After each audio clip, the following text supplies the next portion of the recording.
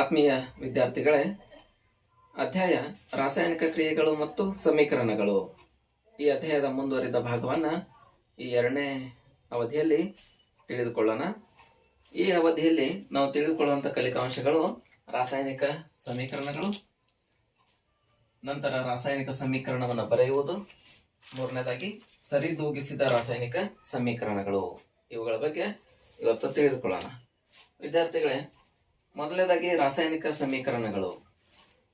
ಚಟುವಟಿಕೆ 1.1ರಲ್ಲಿ ವೀಕ್ಷಿಸಿದಂತಹ ರಾಸಾಯನಿಕ ಕ್ರಿಯೆಯನ್ನ ವಾಕ್ಯ ರೂಪದಲ್ಲಿ ಹೇಳಿದಾಗ ಅದು ಮ್ಯಾಗ್ನೆಸಿಯಂ ಪಟ್ಟಿಯು ಆಕ್ಸಿಜನ್ನೊಂದಿಗೆ ಉರಿದಾಗ ಮ್ಯಾಗ್ನೆಸಿಯಂ ಆಕ್ಸೈಡ್ ಆಗಿ ಪರಿವರ್ತನೆ ಆಗುತ್ತದೆ. ಇದು ವಾಕ್ಯ ರೂಪದ ರಾಸಾಯನಿಕ ಸಮೀಕರಣ. ವಾಕ್ಯ ರೂಪದಲ್ಲಿ ರಾಸಾಯನಿಕ ಸಮೀಕರಣಗಳನ್ನು ಹೇಳಿದಾಗ ಅದು ದೀರ್ಘ ಅನಿಸ್ತಾ ಇದೆ. ಸೊ ಅದನ್ನ ಸಂಕ್ಷಿಪ್ತವಾಗಿ ಬರೆಯಬೇಕಾದರೆ ಪದ ಸಮೀಕರಣಗಳ ಮೂಲಕ ಬರೆಯಬಹುದು. ಹಾಗಾದ್ರೆ ಚಟುವಟಿಕೆ 1.1ರಲ್ಲಿ ತಿಳಿದಿರುವಂತಹ ರಾಸಾಯನಿಕ ಕ್ರಿಯೆಯನ್ನ ಪದ ಸಮೀಕರಣಗಳಲ್ಲಿ ಬರೆದಾಗ magnesium plus oxygen it gives magnesium oxide.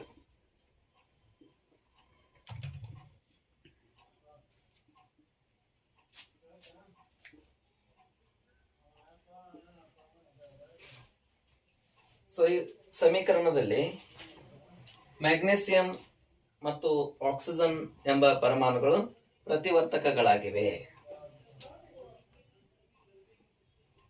ವಿದ್ಯಾರ್ಥಿಗಳೇ, ಪ್ರತಿವರ್ತಕವನ್ನ ನಾವು ಹಿಂದಿನ ಅವಧಿಯಲ್ಲಿ ವ್ಯಾಖ್ಯಾನಿಸಲಾಗಿ ರಾಸಾಯನಿಕ ಕ್ರಿಯೆಯಲ್ಲಿ ಬದಲಾವಣೆಗೆ ಒಳಪಡುವಂತಹ ಅಣುಗಳನ್ನ ಅಥವಾ ಪರಮಾಣುಗಳನ್ನ ಅಥವಾ ಸಂಯುಕ್ತಗಳನ್ನ ಪ್ರತಿವರ್ತಕಗಳು ಅಂತ ಕರಿತಾ ಇದ್ದೇವೆ.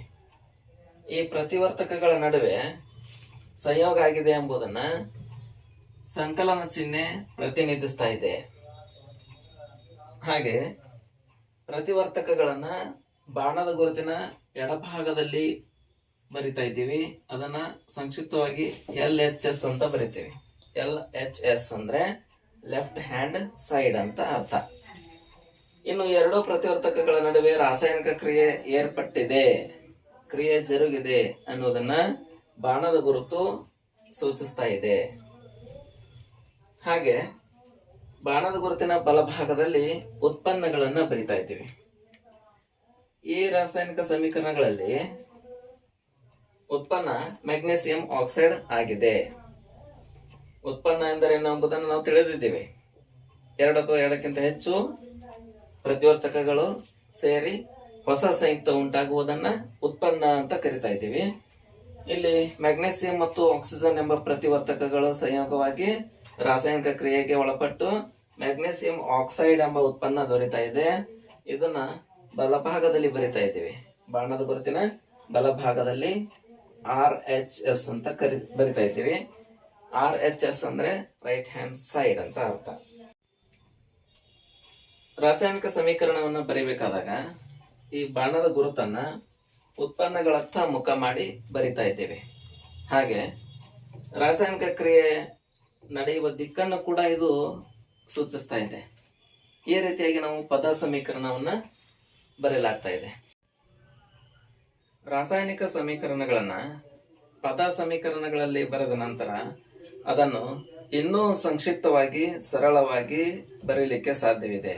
ಹೇಗೆಂದ್ರೆ, ರಾಸಾಯನಿಕ ಕ್ರಿಯೆಯಲ್ಲಿ ಪಾಲ್ಗೊಂಡಿರುವಂತಹ ಪರಮಾಣುಗಳ ರಾಸಾಯನಿಕ ಅಣುಸೂತ್ರಗಳನ್ನ ಅಥವಾ ಪರಮಾಣು ಸಂಕೇತಗಳನ್ನ ಸಾಂಕೇತಿಕವಾಗಿ ಬರೆದಾಗ ಅದು ಇನ್ನೂ ಸಂಕ್ಷಿಪ್ತವಾಗ್ತಾ ಇದೆ. ನಾವು ಚಟುವಟಿಕೆ 1.1ರಲ್ಲಿ ನೋಡಿರುವಂತಹ ರಾಸಾಯನಿಕ ಕ್ರಿಯೆಯನ್ನ ಸಾಂಕೇತಿಕವಾಗಿ ಬರೆದಾಗ ಮ್ಯಾಗ್ನೆಸಿಯಂನ ಸಂಕೇತ Mg ಪ್ಲಸ್ ಆಕ್ಸಿಜನ್ ಸಂಕೇತ O, ಇಲ್ಲಿ ವಾತಾವರಣದ ಆಕ್ಸಿಜನ್ ಆಗಿದ್ದರಿಂದ O2 ಅಂತ ಪ್ರತಿನಿಧಿಸ್ತಾ ಇದ್ದೇವೆ. ಈ ಎರಡು ರಾಸಾಯನಿಕ ಕ್ರಿಯೆಗೊಳಪಟ್ಟು ಮ್ಯಾಗ್ನೆಸಿಯಂ ಪಟ್ಟಿ ಆಮ್ಲಜನಕದೊಂದಿಗೆ ಉರಿದಾಗ ಮ್ಯಾಗ್ನೆಸಿಯಂ ಆಕ್ಸೈಡ್ ಸಂಯುಕ್ತ ಉತ್ಪಾದನೆ ಆಗ್ತಾ ಇದೆ. ಹೀಗೆ ರಾಸಾಯನಿಕ ಸಮೀಕರಣ ರಾಸಾಯನಿಕ ಕ್ರಿಯೆಯನ್ನ ಪ್ರತಿನಿಧಿಸ್ತಾ ಇದೆ. ಇಲ್ಲಿ ಸಾಂಕೇತಿಕವಾಗಿ ಬರೆದಿದ್ದೀವಿ. ಗಮನಿಸಬೇಕಾಗಿರುವ ಅಂಶ ಏನಪ್ಪಾ ಅಂತ ಹೇಳಿದ್ರೆ, ಪ್ರತಿವರ್ತಕದಲ್ಲಿ ಇರುವಂತಹ ಪರಮಾಣುಗಳ ಸಂಖ್ಯೆ ಮತ್ತು ಉತ್ಪನ್ನಗಳಲ್ಲಿರುವಂತಹ ಪರಮಾಣುಗಳ ಸಂಖ್ಯೆ ಎರಡನ್ನು ಹೋಲಿಸಿದಾಗ ಸಮನಾಗಿರಬೇಕು.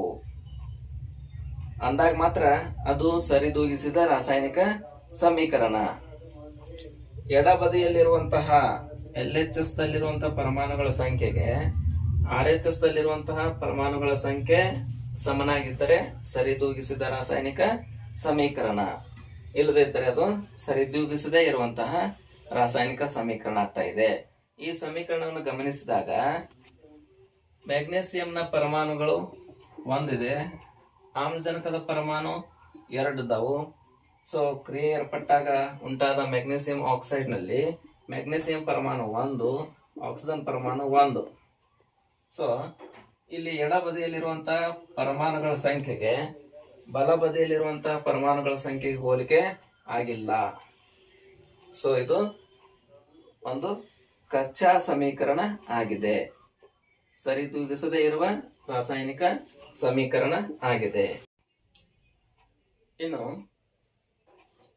ಸರಿದೂಗಿಸಿದ ರಾಸಾಯನಿಕ ಸಮೀಕರಣಗಳ ಕುರಿತು ತಿಳಿಯೋಣ. ವಿದ್ಯಾರ್ಥಿಗಳೇ, ನೀವು 9ನೇ ತರಗತಿಯಲ್ಲಿದ್ದಾಗ ರಾಶಿ ಸಂರಕ್ಷಣಾ ನಿಯಮವನ್ನ ತಿಳಿದುಕೊಂಡಿದ್ದೀರಿ. ಆ ಒಂದು ನಿಯಮದ ಪ್ರಕಾರ ರಾಸಾಯನಿಕ ಕ್ರಿಯೆಯಲ್ಲಿ ರಾಶಿಯನ್ನು ಸೃಷ್ಟಿಸುವುದಾಗಲಿ ಅಥವಾ ಲಯಗೊಳಿಸುವುದಾಗಲಿ ಸಾಧ್ಯವಿಲ್ಲ ಎಂಬುದನ್ನ ತಿಳಿದಿದ್ದೀರಿ. ಹಾಗೆ ಯಾವುದೇ ಒಂದು ರಾಸಾಯನಿಕ ಸಮೀಕರಣ ಬರೆದಾಗ ಆ ಕ್ರಿಯೆಯಲ್ಲಿ ಉಂಟಾದ ಉತ್ಪನ್ನಗಳ ಒಟ್ಟು ರಾಶಿಯು ಪ್ರತಿವರ್ತಕಗಳ ಒಟ್ಟು ರಾಶಿಗೆ ಸಮನಾಗಿರಬೇಕು. ಇಲ್ಲವೇ ಇನ್ನೊಂದು ಅರ್ಥದಲ್ಲಿ ಹೇಳಬೇಕಾದ್ರೆ ಪರಮಾಣುಗಳ ಒಟ್ಟು ಸಂಖ್ಯೆ, ಪ್ರತಿವರ್ತಕದಲ್ಲಿರುವಂತಹ ಪರಮಾಣುಗಳ ಒಟ್ಟು ಸಂಖ್ಯೆಗೆ ಉತ್ಪನ್ನಗಳಲ್ಲಿರುವಂತಹ ಪರಮಾಣುಗಳ ಒಟ್ಟು ಸಂಖ್ಯೆಗೆ ಸಮನಾಗಿರಬೇಕು. ಅಂದಾಗ ಆ ಒಂದು ರಾಸಾಯನಿಕ ಸಮೀಕರಣ ರಾಶಿ ಸಂರಕ್ಷಣಾ ನಿಯಮವನ್ನ ಪಾಲಿಸ್ತಾ ಇದೆ ಅಂತ ನೀವು ತಿಳಿದಿದ್ದೀರಿ. ಚಟುವಟಿಕೆ 1.2ರ ಒಂದು ರಾಸಾಯನಿಕ ಸಮೀಕರಣವನ್ನ ನೋಡ್ಲಾಗಿ ಮೊದಲು ಪದ ಸಮೀಕರಣದಲ್ಲಿ ಬರೆಯೋಣ. ಸತುವು ಪ್ಲಸ್ ಸಲ್ಫ್ಯೂರಿಕ್ ಆಮ್ಲ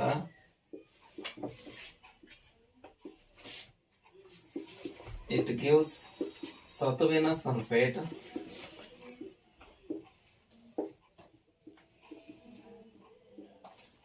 ಪ್ಲಸ್ ಹೈಡ್ರೋಜನ್.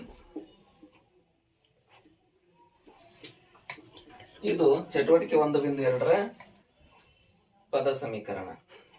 ಹಾಗೆ ಇದನ್ನು ಸಾಂಕೇತಿಕವಾಗಿ ಸಂಕ್ಷಿಪ್ತವಾಗಿ ಬರೆದಾಗ Zn plus H2SO4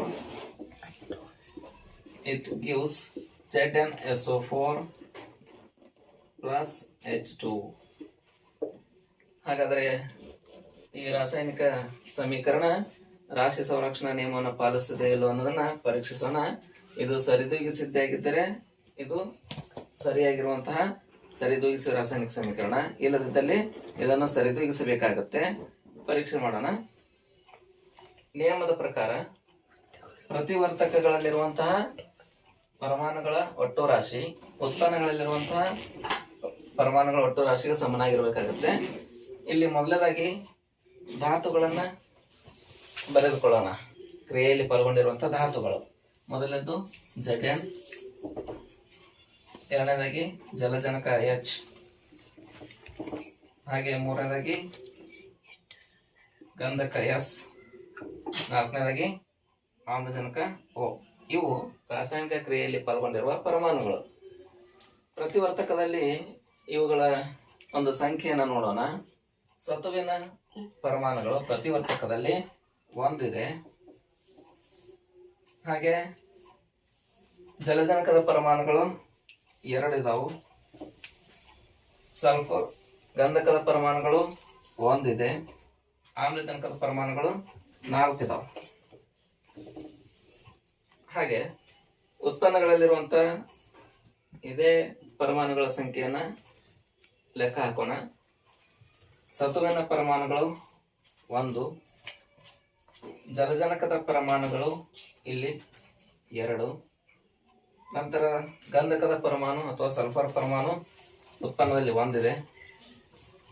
ಆಮ್ಲಜನಕದ ಪರಮಾಣುಗಳು ಉತ್ಪನ್ನದಲ್ಲಿ 4 ಅದಾವ.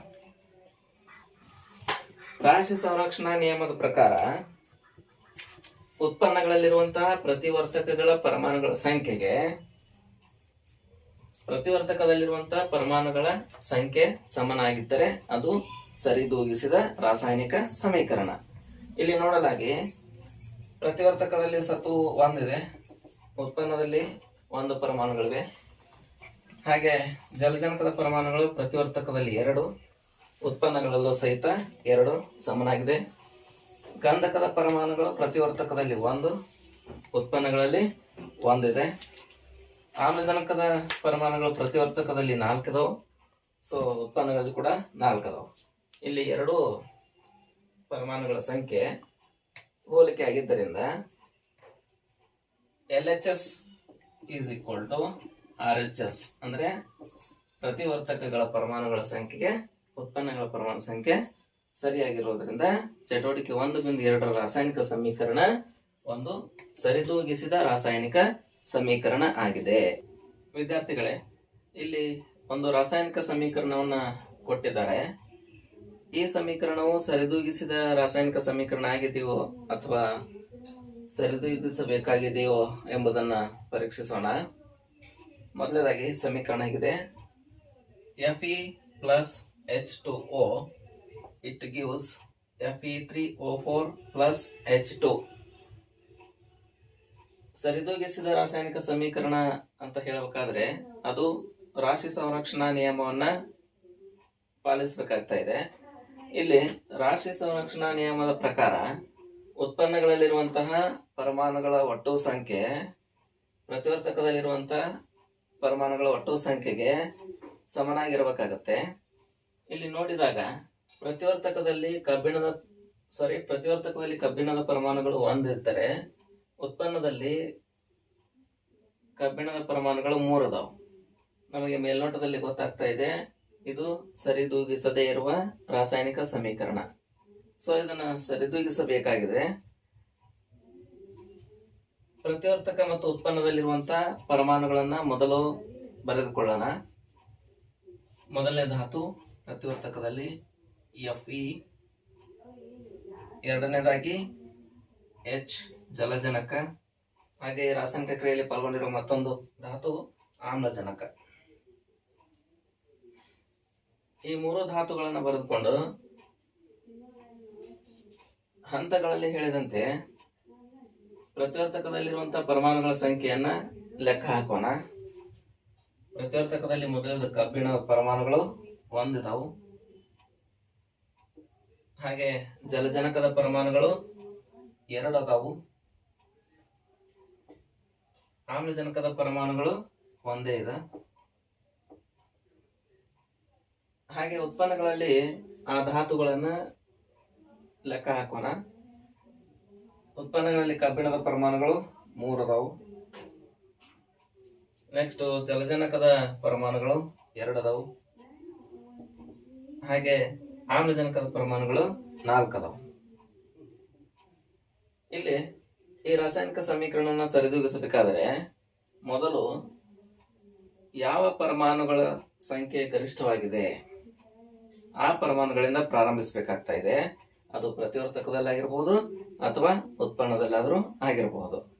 ಇಲ್ಲಿ ನೋಡಲಾಗಿ ಉತ್ಪನ್ನದಲ್ಲಿ ಆಮ್ಲಜನಕದ ಪರಮಾಣುಗಳು 4 ಅದಾವು. ಸೊ ಇಲ್ಲಿಂದ ಪ್ರಾರಂಭಿಸಬೇಕಾಗ್ತಾ ಇದೆ. ಆಮ್ಲಜನಕದ ಪರಮಾಣುಗಳು ಉತ್ಪನ್ನದಲ್ಲಿ 4 ಅದಾವು, ಪ್ರತಿವರ್ತಕದಲ್ಲಿ 1 ಇದೆ. ಪ್ರತಿವರ್ತಕದಲ್ಲಿ 4 ಆಮ್ಲಜನಕ ಆಗ್ಬೇಕಂದ್ರೆ 4 ಎಂಬ ಸಹಾಂಕದಿಂದ ಗುಣಾಕಾರ ಮಾಡಬೇಕಾಗ್ತಾ ಇದೆ. ಸೊ ಆಮ್ಲಜನಕಕ್ಕೆ ನಾವು 4 ಎಂಬ ಸಹಾಂಕದಿಂದ ಗುಣಿಸಿದಾಗ ಈ ಪರಮಾಣುಗಳು 4 ಆಗ್ತದವು. ಸೊ 4 ಪರಮಾಣುಗಳು ಪ್ರತಿವರ್ತಕದಲ್ಲಿ, 4 ಪರಮಾಣುಗಳು ಉತ್ಪನ್ನದಲ್ಲಿ ಆದ ನಂತರ ನಮ್ಮ ರಾಸಾಯನಿಕ ಸಮೀಕರಣ ಹೇಗೆ ಬದಲಾಗುತ್ತೆ ಅನ್ನೋದು ನೋಡೋಣ. ಮೊದಲನೇ ಹಂತದಲ್ಲಿ Fe ಪ್ಲಸ್ ಇಲ್ಲಿ 4 ಆಮ್ಲಜನಕ ಆಗ್ಬೇಕಾಗಿರೋದ್ರಿಂದ ಮೊದಲು 1 ಇರ್ತಾ ಇದೆ. So 4 H2O. It gives Fe3O4 plus H2. ಇವಾಗ ನೋಡ್ಲಾಗೆ ಪ್ರತಿವರ್ತಕದಲ್ಲಿ 4 ಆಮ್ಲಜನಕ ಆಯ್ತಾ, ಉತ್ಪನ್ನದಲ್ಲಿ 4 ಆಮ್ಲಜನಕಗಳದಾವು. ಆಮ್ಲಜನಕದ ಪರಮಾಣುಗಳನ್ನು ಸರಿದೂಗಿಸಿದ ನಂತರ ಇಲ್ಲಿ ಜಲಜನಕದ ಪರಮಾಣುಗಳನ್ನು ಲೆಕ್ಕ ಹಾಕಿದಾಗ, ನಂತರದಲ್ಲಿ ಜಲಜನಕ ಲೆಕ್ಕ ಹಾಕಿ ನೋಡೋಣ. ಪ್ರತಿವರ್ತಕದಲ್ಲಿ 2 ಅದ, ಉತ್ಪನ್ನದಲ್ಲಿ ಮೊದಲು 2 ಇದ್ದು. ಇವಾಗ 4 ಆಮ್ಲಜನಕ ಸಲುವಾಗಿ ನಾವು ಸಂಖ್ಯೆ ಸರಿದೂಗಿಸಿದಾಗ ಜಲಜನಕದ ಪರಮಾಣುಗಳು 4 ಗುಣಾಕಾರ 2 ಅಂದ್ರೆ 8 ಜಲಜನಕ ಆದವು. ಇಲ್ಲಿ ಕೂಡ 4ರಿಂದ ಗುಣಾಕಾರ ಮಾಡಿದಾಗ 8 ಜಲಜನಕ ಆದವು ಪ್ರತಿವರ್ತಕದಲ್ಲಿ.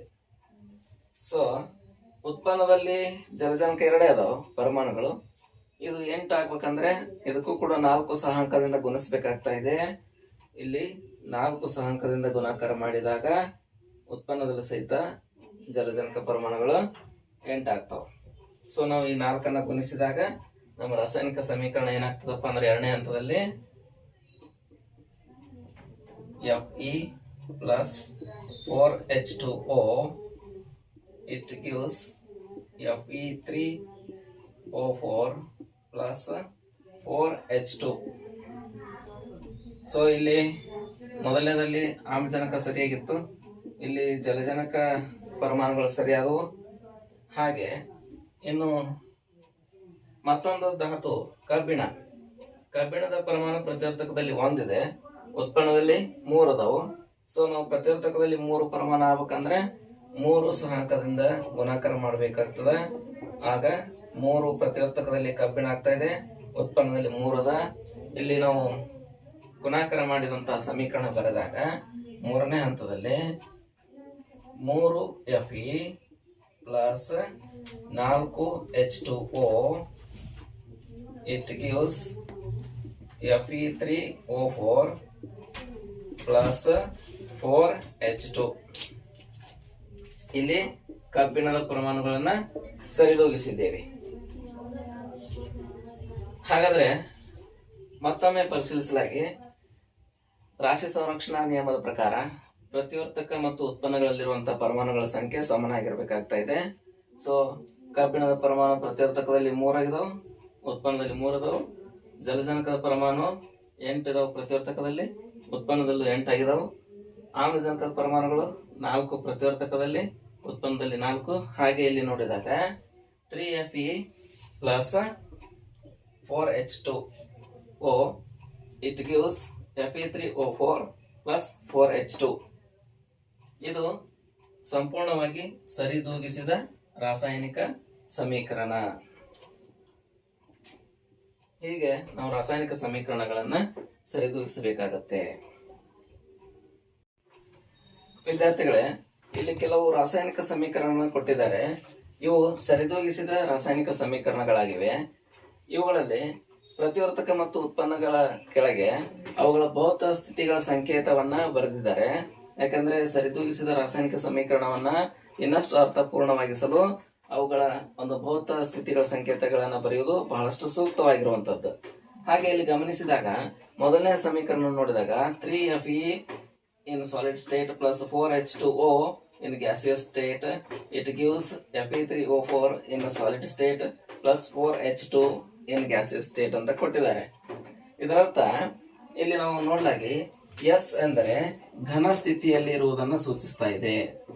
ಎಸ್ ಅಂದ್ರೆ ಘನ ಸ್ಥಿತಿ, ಆ ಒಂದು ಪ್ರತಿವರ್ತಕ ಅಥವಾ ಉತ್ಪನ್ನ ಎಸ್ ಮೀನ್ಸ್ ಘನ ಸ್ಥಿತಿಯನ್ನು ಸೂಚಿಸ್ತಾ ಇದೆ. ಸಾಲಿಡ್ ಸ್ಟೇಟ್ ಅಂತ ಅರ್ಥ ಕೊಡ್ತಾ ಇದೆ.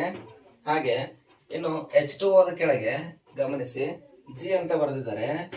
H2O ಕೆಳಗೆ ಜಿ ಅಂತ ಬರೆದಿದ್ದರೆ ನೀರನ್ನು ಹಬೆಯ ರೂಪದಲ್ಲಿ ಬಳಸಿದ್ದಾರೆ ಅಥವಾ ಉಪಯೋಗಿಸಿದ್ದಾರೆ ಅರ್ಥವನ್ನ ಕೊಡ್ತಾ ಇದೆ. ಇದು ನೀರನ್ನ ಹಬೆಯ ರೂಪದಲ್ಲಿ ಸಂದರ್ಭಗಳನ್ನ ಗಮನಿಸಬೇಕು.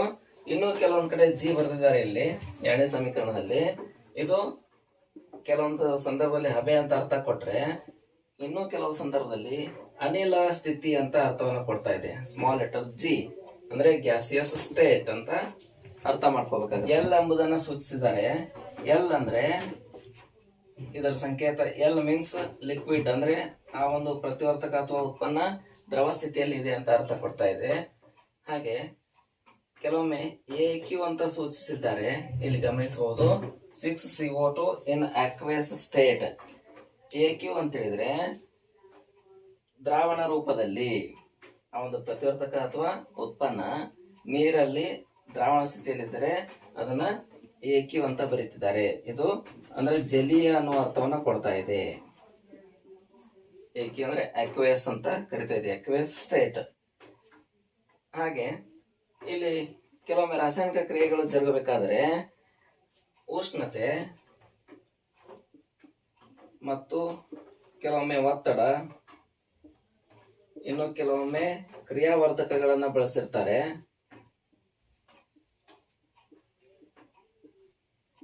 ಈ ಪರಿಸ್ಥಿತಿಯಲ್ಲಿ ಉಷ್ಣತೆ ಅಥವಾ ಒತ್ತಡ, ಕೆಲವೊಮ್ಮೆ ಕ್ರಿಯಾವರ್ಧಕಗಳನ್ನ ಬಳಸಿದಂತ ಪರಿಸ್ಥಿತಿಯಲ್ಲಿ ಇವುಗಳನ್ನ ಬಾಣದ ಗುರುತಿನ ಮೇಲೆ ನಮೂದಿಸಿರ್ತಾರೆ. ಹೀಗೆ ರಾಸಾಯನಿಕ ಸಮೀಕರಣಗಳನ್ನ ಸರಿದೂಗಿಸಿ ಅದರಲ್ಲಿ ಪಾಲ್ಗೊಂಡಿರುವಂತಹ ಧಾತುಗಳನ್ನ ಭೌತ ಸ್ಥಿತಿಗಳ ಮೂಲಕ ಆ ಸಂಕೇತವನ್ನು ಬರೆಯುವುದು ಬಹಳಷ್ಟು ಸೂಕ್ತವಾಗಿರುವುದು.